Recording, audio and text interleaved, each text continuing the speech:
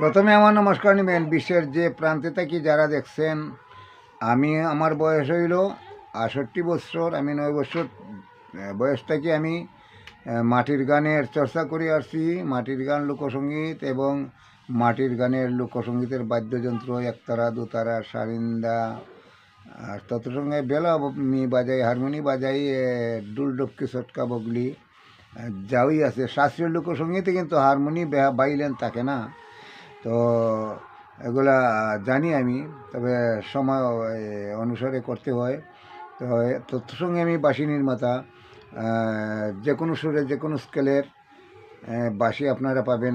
যেহেতু আমি আসামের বরাকবিলি থেকে বলছি, আমাদের বাঁশের অঞ্চল, এই বাঁশ ওয়ার্ল্ডে আমার বরাকবিলির বাঁশ, আসামের বাঁশ হইল ওয়ার্ল্ডের মধ্যে প্রসিদ্ধ বাঁশির জন্য। তো আমি যে সব সুরের, সব স্কেলের বাঁশিও বানাই।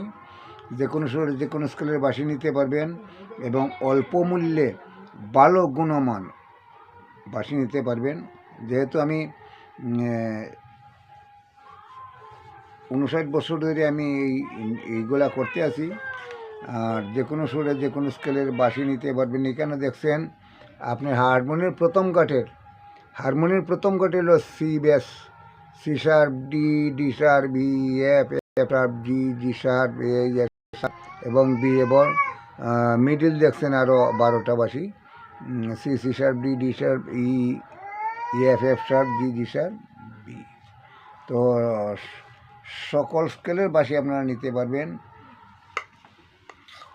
একটা বাঁশির বেসের একটা বাঁশি দিয়ে একটা একটু অল্প শোনাচ্ছি।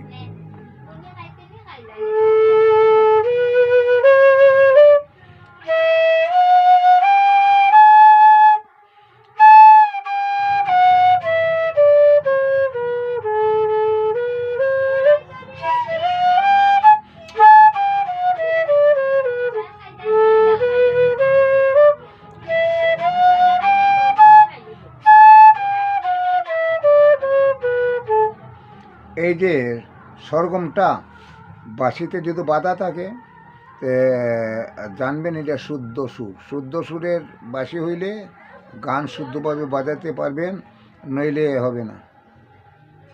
বাঁশি ছিদ্র করলেই বাঁশি হবে না, এটা বহুত গল্প শুনেছি। অনেকে বলছে আমি একটা বাঁশি তো তোমার কাছ থেকে পয়সাতে কিনবো না, আমি নিজে একটা বাঁশি বানাই লিব। তো ওইগুলা তো ভুল।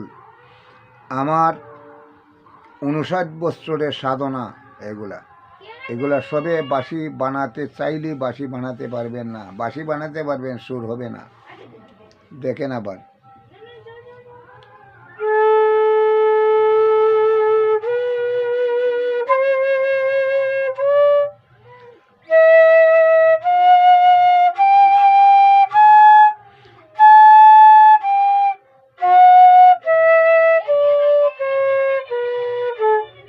একদম একরের সুর হতে হবে, তাহলে একরের গান বাজানি যাবে, নইলে বিফলে যাবে।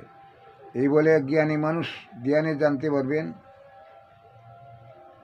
আমার নমস্কার নেবেন, আমার ভিডিওটা শেয়ার করবেন বেশি বেশি। আমি সঙ্গীত করে হেরে গেছি, টাকা পয়সা বানাইতে পারছি না, যদি দ্বন্দ্বউলত বানাইতে পারছি না, সঙ্গীত করে আসছি। তা আমার ভিডিওটা একটু বেশি বেশি শেয়ার করবেন, মানুষের প্রচার হোক, আমি যাতে আমার সঙ্গীত বিদ্যাটা মানুষের কাছে প্রচার করতে পারি। এইটা আমার আপনাদের কাছে চাওয়া পাওয়া। এই বলে আমি জাতি ধর্ম নির্বিশেষে সব মানুষের কাছে আমার রইল আন্তরিক অভিনন্দন, শুভেচ্ছা, ভালোবাসা, ভক্তিপূর্ণ সালাম, আদাব, নমস্কার। এইগুলা বলে আমি রাখলাম।